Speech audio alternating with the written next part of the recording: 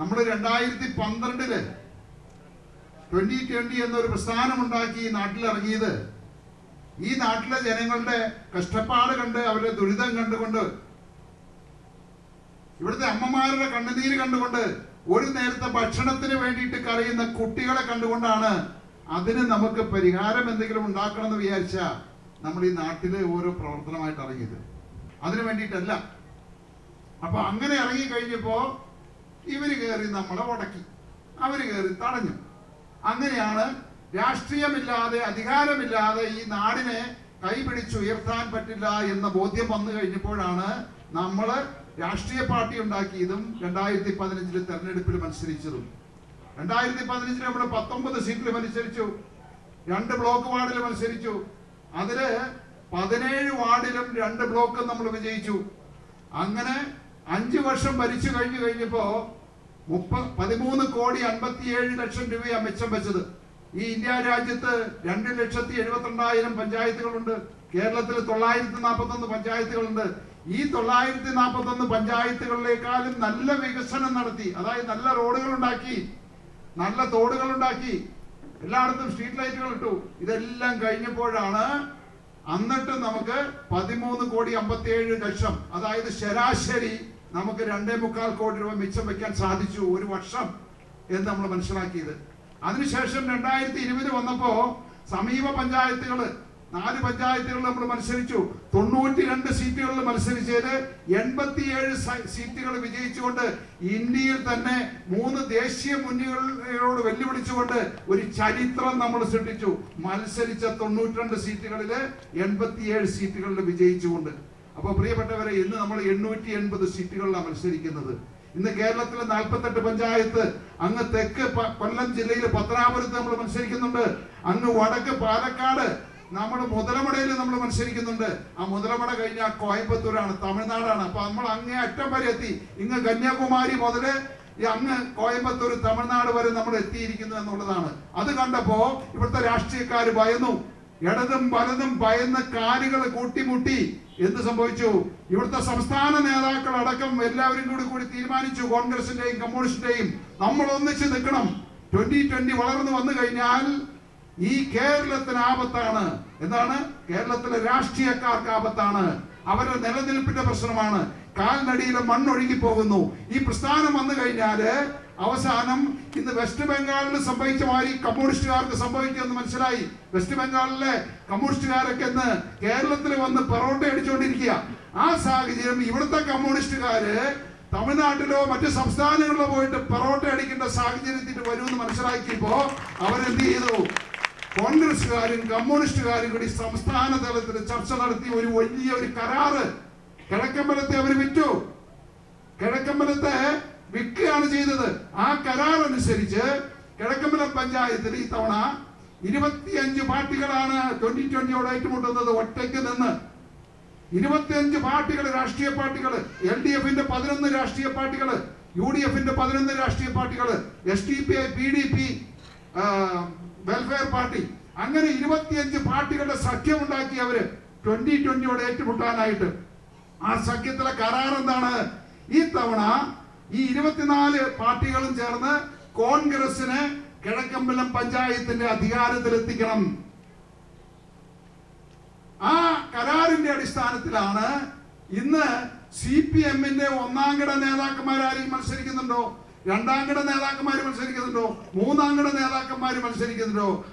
ആരും അറിയില്ലാത്ത, നടക്കില്ലാത്ത, കൈയില്ലാത്ത, കാലില്ലാത്ത, കണ്ണ് കാണാൻ പാടില്ലാത്ത ആളുകളെ കൊണ്ടുവന്ന് ചുമ്മാ പേരിന് നിർത്തി ആളുകളെ വിഡ്ഢികളാക്കി പൊട്ടന്മാരാക്കിയിരിക്കുക.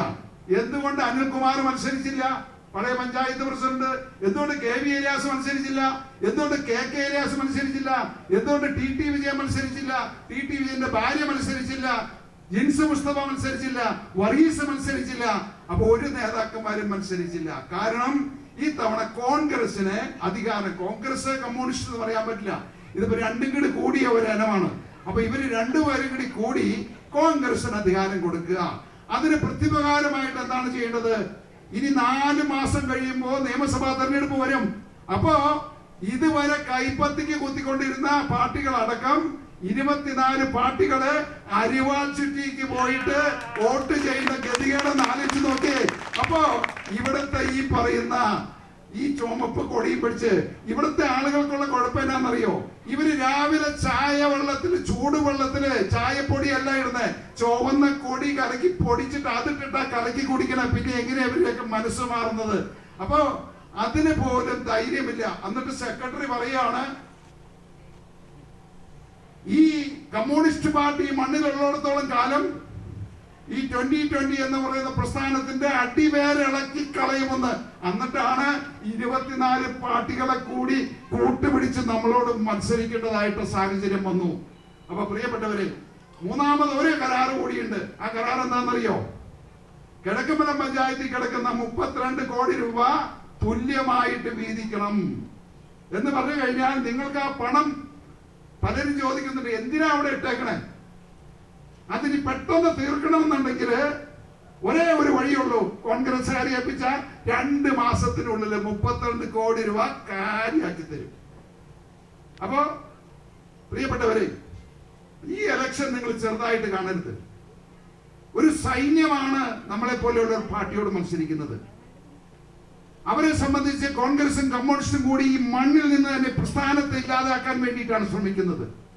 നമ്മളത് മനസ്സിലാക്കി തിരിച്ചറിഞ്ഞ് പ്രവർത്തിച്ചില്ല എന്നുണ്ടെങ്കിൽ എന്നേക്കുമായിട്ട് ഈ കൊള്ളക്കാരെയും കള്ളന്മാരെയും കൈകളിലേക്ക് വീണ്ടും നമ്മുടെ ഈ പഞ്ചായത്ത് തിരികെ പോകും. നിങ്ങൾ ഈ തവണ തീരുമാനിക്കണം. ഇപ്പൊ എല്ലാവരും പറയുന്നത് സിംഗപ്പൂർ മോഡൽ എവിടെയാണ്? സിംഗപ്പൂർ മോഡൽ ആക്കിയില്ല എന്നൊക്കെ പറയുന്നുണ്ട്. ഒരു കാര്യം നിങ്ങൾ മനസ്സിലാക്കണം, നിങ്ങളെ പോലെ ഒരു സാധാരണ മനുഷ്യനാണ് ഞാനും. ഇവിടെ കേരളത്തിലെ മുതലാളിമാരെ എടുത്തു കഴിഞ്ഞാല് 251 സ്ഥാനമാണ് എനിക്കുള്ളത്. എന്ന് പറഞ്ഞേക്കാൾ എന്നേക്കാൾ പണമുള്ള 250 പേര് കേരളത്തിലുണ്ട്. ഒന്നാമത് നിൽക്കുന്ന ജോയി ആലുക്കാസ് ആണ്. രണ്ടാമത് നിൽക്കുന്ന ലൂലുവിന്റെ യൂസഫ് അലിയാണ്. കഴിഞ്ഞ വർഷം യൂസഫ് അലി ആയിരുന്നു ഒന്നാമത് ഇരുന്ന്. എന്ന് പറഞ്ഞു കഴിഞ്ഞാൽ യൂസഫ് അലിക്കോ ജോയി ആലുക്കാസിനോ കേരളം ചെക്ക് എഴുതി മേടിക്കാനുള്ള പണമുണ്ട്. ഇനി നമ്മൾ ഇന്ത്യയിലേക്ക് വിട്ടു കഴിഞ്ഞാൽ ടാറ്റയുണ്ട്, ബിർളയുണ്ട്, അദ്വാനിയുണ്ട്, അദാനിയുണ്ട്. ഇവരൊക്കെ എന്ന് പറഞ്ഞു കഴിഞ്ഞാൽ എന്നേക്കാൾ 1 ലക്ഷം ഇരട്ടി പണമുള്ള ആളുകളാ. പക്ഷേ ഇവിടെയാണ് അതിന്റെ വ്യത്യാസം. ഇവരെ സംബന്ധിച്ച് ഇവർക്ക് പണമുണ്ട്, മനസ്സില്ല. സാബു ജേക്കബിന് പണം കുറവാണ്, പക്ഷെ മനസ്സുണ്ട്. അതുകൊണ്ടാണ് ഈ നാട് ഇന്ന് ഈ നിലയിലേക്ക് ആയത്. അതുകൊണ്ട് പ്രിയപ്പെട്ടവരെ, ഞാൻ പറയുകയാണ്, ഒരു മനുഷ്യന് സാധ്യമായതെല്ലാം ഞാൻ ഈ നാടിന് വേണ്ടി ചെയ്തിട്ടുണ്ട്. ഇനി നിങ്ങൾക്ക് തോന്നുകയാണ്, ഈ നാടിന് തോന്നുകയാണ്, ഇവിടുത്തെ ജനങ്ങൾക്ക് തോന്നുകയാണ് ഇതിനേക്കാൾ കൂടുതലാണ് വേണ്ടത്, അത് MP രാജനോ KV ഏലിയാസിനോ KK ഏലിയാസിനോ അല്ലെങ്കിൽ ഇവിടുത്തെ കമ്മ്യൂണിസ്റ്റുകാർക്കോ കോൺഗ്രസ്സുകാർക്കാണ് ചെയ്യാൻ പറ്റൂ എന്നാണ് നിങ്ങൾക്ക് ബോധ്യമെങ്കിൽ സന്തോഷത്തോടെ നിങ്ങൾക്ക് അവർക്ക് വോട്ട് ചെയ്യാം. എനിക്ക് അതിലൊരു ദുഃഖവുമില്ല. കാരണം അധികാരത്തിനോ പണത്തിനോ സ്ഥാനമാനങ്ങൾക്കോ വേണ്ടിയല്ല ഞാൻ നിങ്ങളുടെ മുമ്പിൽ നിന്ന് ഇതുപോലെ തന്നെ ശബ്ദിക്കുന്നത്. ഈ നാടിനെ രക്ഷിക്കാൻ വേണ്ടിയിട്ടാണ്. അപ്പോ നിങ്ങളുടെ സന്തോഷമാണ് എന്റെ സന്തോഷം.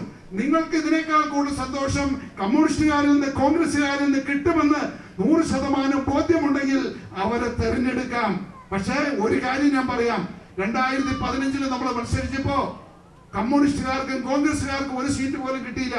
പക്ഷെ 20 വീണ്ടും അവർ മത്സരിച്ചു, അന്നും കിട്ടിയില്ല 1 സീറ്റ് പോലും.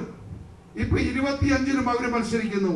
പക്ഷെ 2020 ഒരിക്കൽ ഈ നാട് പറയാണ് 2020 വേണ്ട, സാബു ജേക്കബിന് വേണ്ട എന്ന് പറഞ്ഞു കഴിഞ്ഞാൽ സന്തോഷത്തോടെ കൈകൂപ്പി നിങ്ങളോട് യാത്ര പറഞ്ഞു പോയി കഴിഞ്ഞാൽ പിന്നെ ആ നാട്ടിലേക്ക് തിരിച്ചു വരില്ല.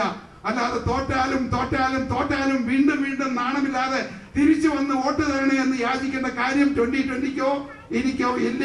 അതിന്റെ കാരണം പണത്തിന് വേണ്ടിയിട്ടല്ല ഞങ്ങൾ വന്നിരിക്കുന്നത്, അധികാരത്തിന് വേണ്ടിയിട്ടല്ല വന്നിരിക്കുന്നത്. ഇവിടുത്തെ പാവപ്പെട്ടവരുടെ വിയർപ്പിന്റെ അധ്വാനത്തിന്റെ ഫലം നിങ്ങൾക്ക് തന്നെ തിരിച്ചു കിട്ടണം, തിരിച്ചു കൊടുക്കണം. അത് കള്ളന്മാരെയും കൊള്ളക്കാരുടെയും കൈകളിലേക്ക് പോകാൻ പാടില്ല. അതിനു വേണ്ടിയാണ് ഞാൻ ഈ ഒറ്റയ്ക്ക് നിന്ന് യുദ്ധം ചെയ്യുന്നത്. പ്രിയപ്പെട്ടവരെ, നിങ്ങൾക്കറിയാം ഈ 13 വർഷം കൊണ്ട് ഞാൻ നേടിയത് എന്താണെന്നറിയോ? 1 പൈസയുടെ നേട്ടം എനിക്കുണ്ടായിട്ടില്ല. 1 രൂപ പോലും ഞാൻ മോഷ്ടിച്ചിട്ടില്ല, കട്ടിട്ടില്ല, അഴിമതി നടത്തിയിട്ടില്ല. ഇന്ന് ഇന്ത്യയില് ഏതെങ്കിലും രാഷ്ട്രീയ നേതാവിന് ഇതുപോലെ കൈ ഉയർത്തി ഈ കൈകൾ ശുദ്ധമാണെന്ന് പറയാൻ ഇന്ത്യയിൽ ഒരേ ഒരു നേതാവേ ഉള്ളൂ, സാബു ജേക്കബ്. അത്രമാത്രം ശുദ്ധമായിട്ട് ഹൃദയത്തിൽ തൊട്ട് പറയാവുന്ന ഒരേ ഒരു നേതാവ്. അതുകൊണ്ട് പ്രിയപ്പെട്ടവരെ, അമിത വിശ്വാസം അപകടമുണ്ടാക്കും. ഈ കാട്ടുകള്ളന്മാര്, ഇവിടുത്തെ നേതാക്കന്മാര് ഇതുപോലെയുള്ള ആളുകളെ അവസാന ആണി അടിക്കേണ്ട തെരഞ്ഞെടുപ്പാണത്. അവരെ നെറ്റിയിൽ ഈ തവണ നെറ്റിയിൽ നിങ്ങൾ അടിച്ചു കഴിഞ്ഞാൽ അടുത്ത തവണ മത്സര രംഗത്ത് പോലും ഇവരുണ്ടാവില്ല.